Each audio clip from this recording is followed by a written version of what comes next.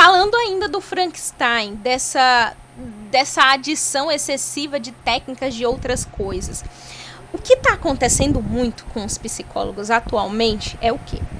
A pessoa chega falando de ansiedade, que ela acha que ela tem ansiedade, aí você vai logo aplicar um instrumento e aí você se embasa completamente naquele instrumento para retirar uma conclusão ali.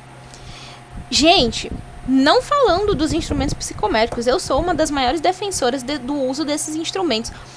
Mas é que não é só eles. A gente tem que valorizar sim, porém, nós também temos que valorizar que o processo ele não é só esse.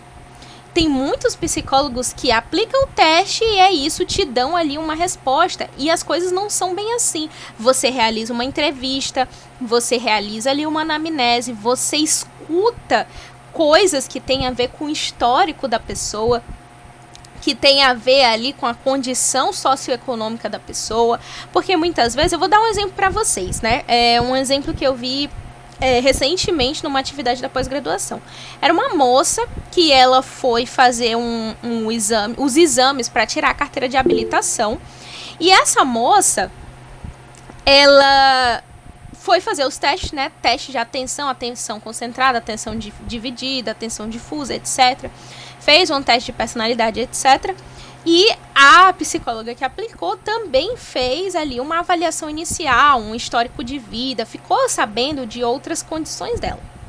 Nos testes, tudo ela não passou. Basicamente, ela não recebeu o apto, porque os testes de atenção dela estavam dando um limite muito abaixo do esperado, né? Então, percebe-se que provavelmente ela não conseguiria dirigir de forma a não ocasionar acidentes, talvez, né? Os testes de personalidade dela também deram uma ausência de motivação muito grande, né? Uma ausência, um aumento muito grande da passividade. Era uma pessoa que estava sem motivação, estava vendo a vida de uma forma negativa. Os testes de sociabilidade também, no BFP ainda, na bateria fatorial de personalidade, apareceu que ela estava com níveis de sociabilidade também muito baixos. Beleza, você conseguiu bons indicativos. Você conseguiu ali, de alguma forma, resumir o quadro dela. Porém, a coisa fica mais completa quando a gente olha para a entrevista inicial da moça. Quando a gente olha para o histórico de vida da moça. E aí a gente percebe que a moça está passando por um momento muito difícil da vida dela. Que ela foi expulsa de casa, que ela está tendo muitas dificuldades financeiras, que ela terminou a universidade em um curso que ela não queria, que ela nunca gostou. Então percebam como que os testes que foram aplicados apenas corroboraram um indicativo de que provavelmente esses indicadores deram baixos porque ela está passando por um estado talvez depressivo momentâneo que pode ser solucionado. E aí, juntando todas essas informações, você consegue dar uma devolutiva, mesmo que seja... Esse é um dos grandes erros dos psicólogos do trânsito. Eles não realizam esse arcabouço gigante de informações. Eles fazem os testes lá, muitas vezes nem é o psicólogo, né, que aplica, muitas vezes é a secretária. Já ouvi muitos relatos disso, que é só a secretária vai lá, te dá lá os testes e fala se você tá apto ou não. Você nem fica sabendo do porquê que você não foi aprovado, né? Mas percebam aí que as coisas sendo feitas de forma coerentes e completas, você consegue inclusive dar uma devolutiva que esclareça para a pessoa o que pode estar acontecendo com ela e que dê um direcionamento. Então, a partir tanto dos resultados do teste quanto do histórico de vida da pessoa, você pode chegar e falar, olha, os seus testes aqui deram esses indicativos, infelizmente você não está apta, porém a gente precisa entender que isso é momentâneo, provavelmente por algo que você esteja passando, que você colocou aqui no seu histórico, né, você está passando por algumas dificuldades e isso pode estar interferindo, sempre pode, gente, a gente tem que ter muito cuidado na hora de falar com o paciente as coisas, tá? Nunca a gente afirma nada. Nunca dentro da clínica ou em qualquer âmbito da psicologia a gente nunca fala é isso e ponto, você está mal. Não, a gente fala eu acho, eu acredito, pode ser.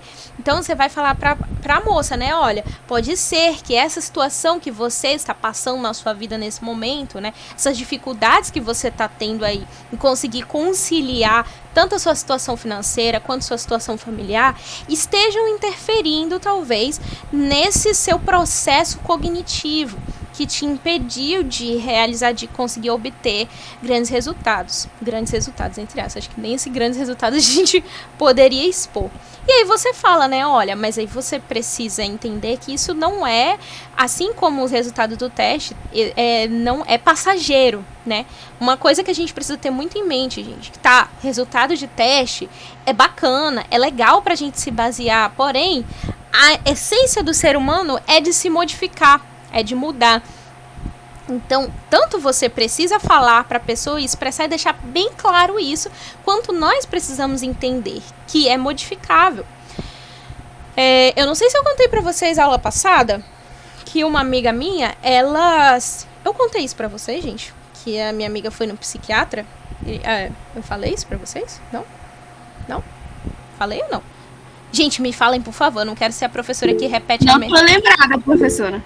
Não, professora. Acho que não. Que repete as mesmas histórias 30 vezes. Então me avisa se eu estiver repetindo, tá?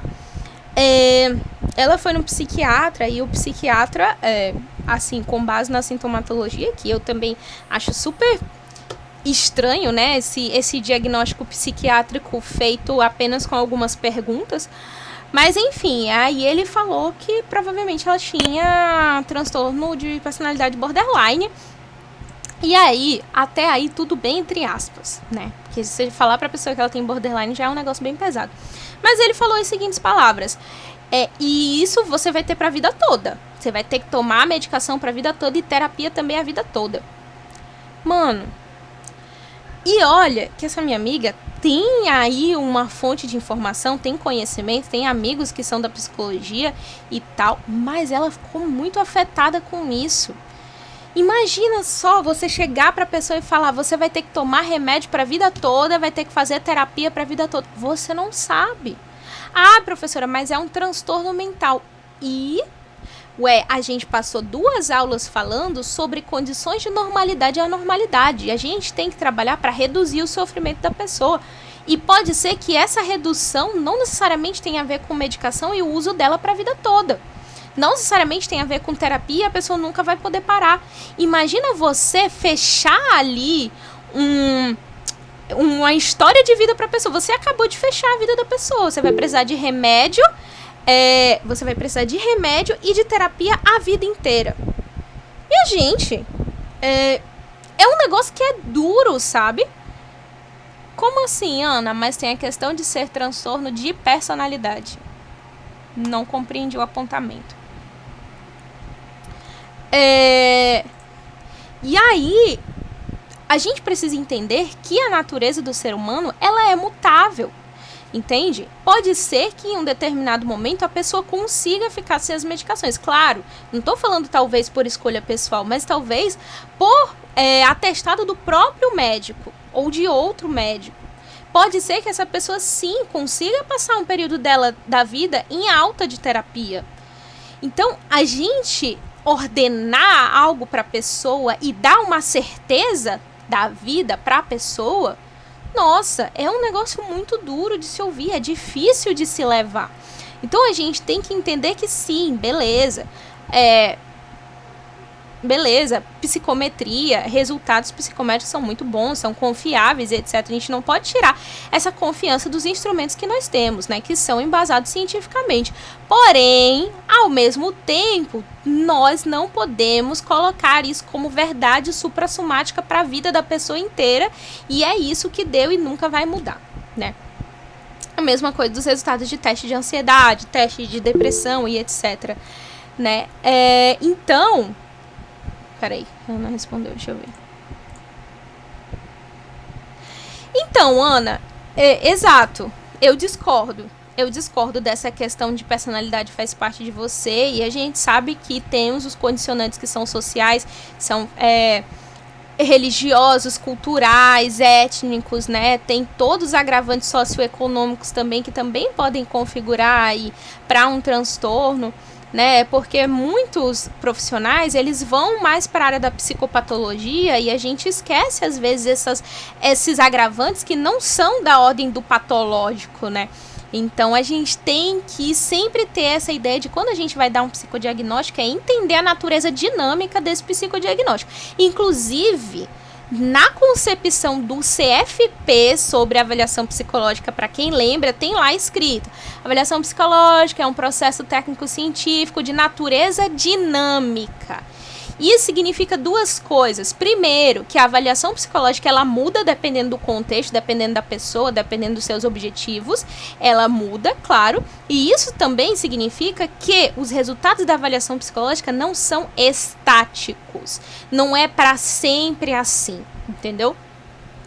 Então, e isso, inclusive, saber que as coisas mudam, inclusive serve pra gente não se achar o dono da verdade, da razão, e é isso e ponto, né? Pra gente sempre saber que pode dar um resultado essa semana, né? Daqui a pessoa volta 1 ano depois e a pessoa não tá apresentando 2, 3 meses depois de uma intervenção terapêutica, ou então uma mudança ali no contexto dela familiar, social, etc., pode ser que os resultados sejam completamente diferentes. Então, a gente precisa deixar claro isso quando a gente for dar um resultado, quando a gente for aplicar uma entrevista devolutiva.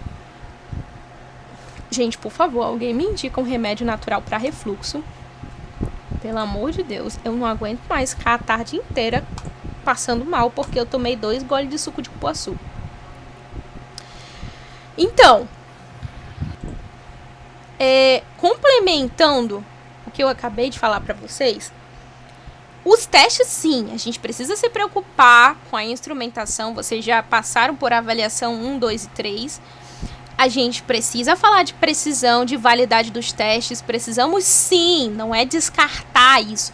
Não é descartar o aperfeiçoamento dos instrumentos.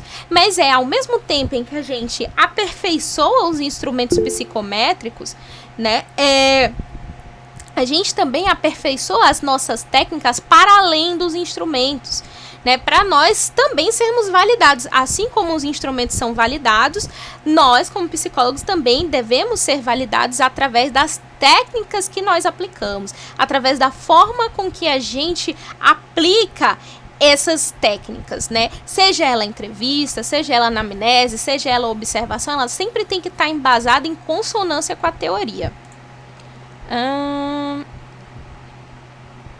Não. Ciência é o que é absoluto. Sim, psicologia nada é absoluto. Não, Ana. O texto do Sagan, na verdade, ele critica muito... Não, pera. Agora eu estou na dúvida se foi o Sagan. Não, o Sagan, ele critica o absolutismo da ciência.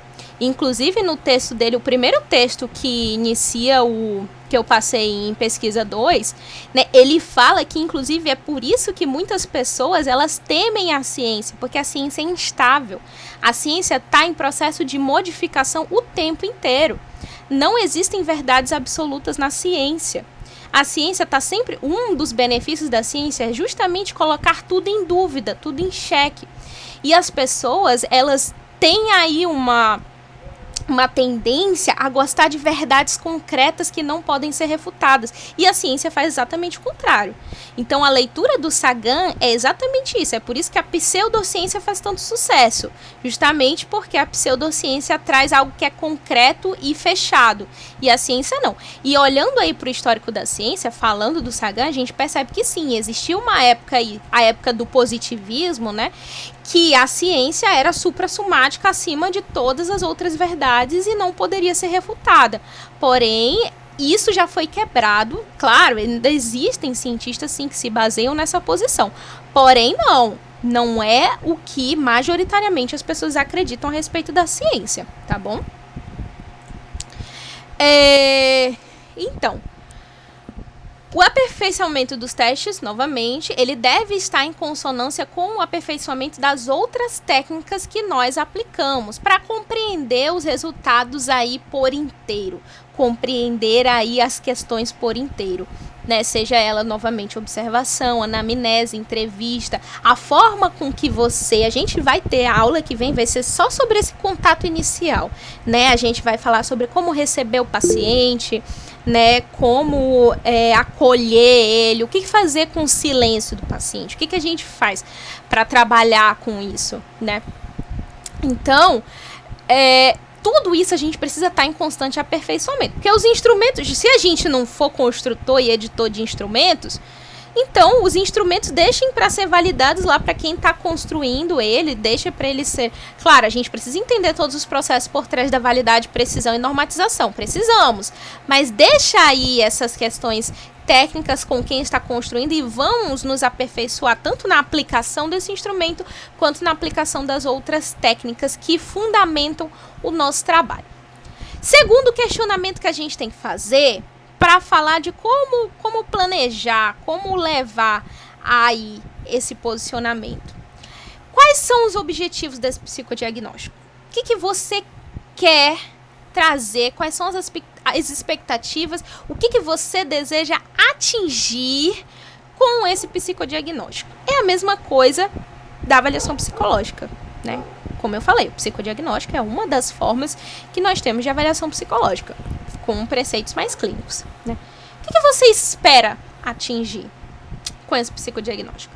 Aí, quando você tiver ideia dos objetivos que você quer atingir, aí você consegue planejar.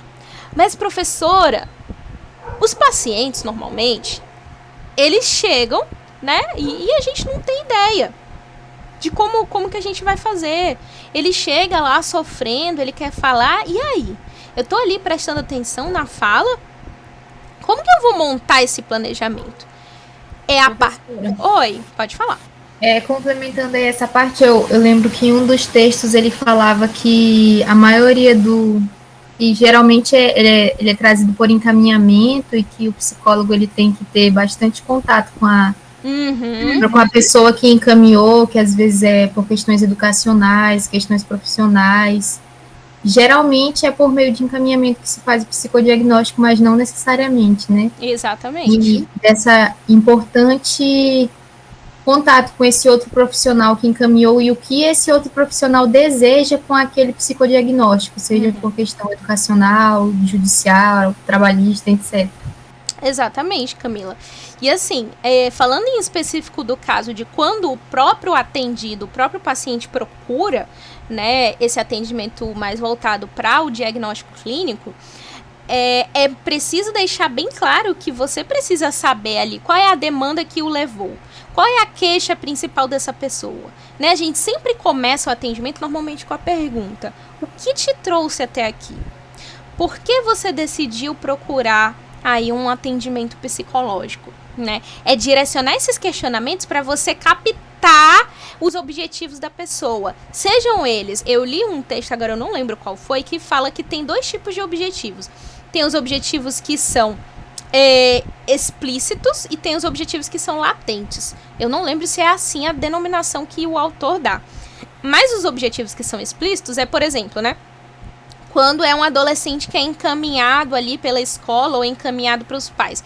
Aí os pais falam, ele tá tendo muitos problemas de comportamento, ele tá sendo muito rebelde, agressivo, etc. Motivos explícitos. Porém, a partir da conversa com aquele atendido, né, que aí a gente vai ter a motivação latente. O que é que aparece ali durante o posicionamento desse adolescente, durante a fala? O que chama a atenção que eu posso pegar para levar como objetivo? E a gente tem que lembrar que, mesmo que seja uma criança, mesmo que seja um adolescente, né, mesmo que seja uma pessoa que tenha sido levada a esse processo psicodiagnóstico através de um encaminhamento, Nós precisamos estar atentos nas motivações e expectativas de quem vai ser atendido principalmente, né? Então, é a partir disso, é a partir da denominação dessa queixa, a partir da descrição dessa demanda que a gente consegue planejar esse processo de psicodiagnóstico, né? Então, como é que você vai saber quais instrumentos, quais as técnicas, quais as coisas que você vai usar, se você não ouve primeiramente o que traz aquela pessoa ali? Né? Se você não lê o encaminhamento, gente, eu já recebi um encaminhamento psiquiátrico que eu não vou falar palavrão porque essa aula vai pro YouTube, mas eu fiquei com ódio do cara que fez. Era um papel, né, com o nome lá do psiquiatra, e aí, simplesmente no papel, na folha inteira, ele só colocou atendimento psicológico. E aí tinha um risco, sabe aqueles riscos de médico que eles fazem assim, embaixo da receita, no resto da folha inteira. E o carimbo dele lá embaixo. Encaminho para atendimento psicológico. Aí eu... Então, né? E aí? Que essa pessoa tava querendo? Por que encaminhou esse paciente? E o texto que a Camila estava se referindo fala, e a gente vai falar um pouco mais disso mais pra frente, né, que muitas vezes o que acontece é que a pessoa que está gerando esse encaminhamento nem sabe exatamente o porquê que ela está encaminhando para o psicólogo. E eu vou falar um negócio para vocês que acontece pra caramba, gente. Às vezes o psiquiatra joga para o psicólogo porque ele simplesmente não quer ouvir a demanda do cara. Porque simplesmente o psiquiatra às vezes acha que não é trabalho dele ouvir ali o sofrimento da pessoa e o cara tá falando demais, é porque ele precisa de um psicólogo. Aí vai lá e encaminha pro psicólogo. Acontece muito. Não vou mentir não, acontece pra caramba. Então, entendendo os objetivos daquilo, entendendo a que ponto que você quer chegar, você consegue planejar o seu psicodiagnóstico. E aí sim, você consegue saber se você vai usar teste ou não. Né, você vai saber se você vai querer encaminhar essa pessoa para uma outra especialidade ou não, se vai precisar de uma intervenção psicoterápica ou não, né? Porque muitas vezes, né, a pessoa ela chega acreditando que ela tem um diagnóstico ali, né, de ansiedade, mas às vezes numa simples conversa você percebe que não, que a intervenção ali, né, a pessoa fala, eu tenho sintoma de ansiedade, beleza, aí você vai perguntar sobre a frequência, sobre o histórico de vida, aí você percebe que a pessoa tem sintomas de ansiedade em situações muito específicas da vida dela que talvez não demandem o uso de instrumento em si, de uma intervenção psicoterápica, né? Professora, tá, beleza. E se eu for a própria psicoterapeuta? Não tem problema, gente, não tem problema. Você realizar o psicodiagnóstico e dizer no final para as pessoas, olha, eu acredito que você precisa de uma psicoterapia, inclusive aqui meu cartão. Não, calma, não é bem assim. Mas sim, às vezes a pessoa, ela necessita às vezes a pessoa não necessita de encaminhamento psicoterápico, né? Às vezes os psicólogos, eles acreditam muito nessa ideia de que todo mundo precisa de terapia. Eu, pessoalmente, não acredito tanto assim, tá? Eu não acredito que todo mundo precisa de psicoterapia. Não sei vocês podem discordar de mim se quiser. Mas existem pessoas que não vão precisar de intervenção psicoterápica. Às vezes, gente, a pessoa ela só precisa ser direcionada, não sei, para um nutricionista. Às vezes a pessoa ela só precisa ser direcionada ali para um neurologista.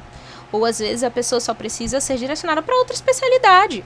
E isso tudo a gente descobre ali, não só através da conversa, mas através da aplicação de técnicas e outros instrumentos. Então, é a partir dessa conversa inicial, de como que você vai direcionar essa anamnese, essa entrevista, que você vai saber, mais ou menos, o que aplicar, se eu aplico o teste ou não, se eu faço um questionário, para onde eu vou direcionar essa pessoa. Alguma dúvida aí? Não? É perigoso considerar as práticas avaliativas apenas em sua dimensão investigativa, excluindo os aspectos interventivos e terapêuticos, né? O psicodiagnóstico, gente, ele em si já é uma intervenção, né? Porque você vai aplicar várias técnicas ou instrumentos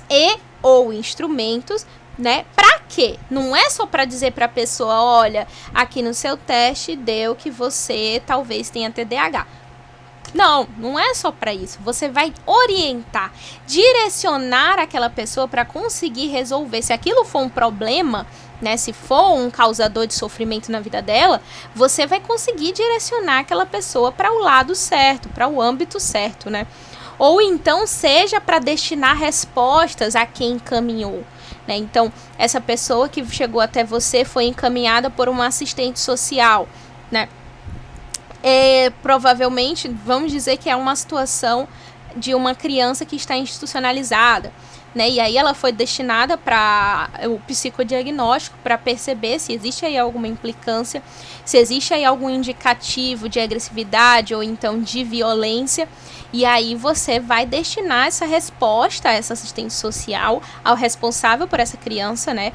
A gente vai falar também de para onde enviar cada documento, para quem que eu posso, para quem, o que eu preciso botar em cada documento, se eu posso botar a situação da criança toda ou não. Mas é também para você direcionar aquela pessoa ao que ela deve fazer, né? O que se deve esperar dali em diante, né? Com os indicativos que foram retirados a partir desse psicodiagnóstico. Então, voltando à questão do conceito.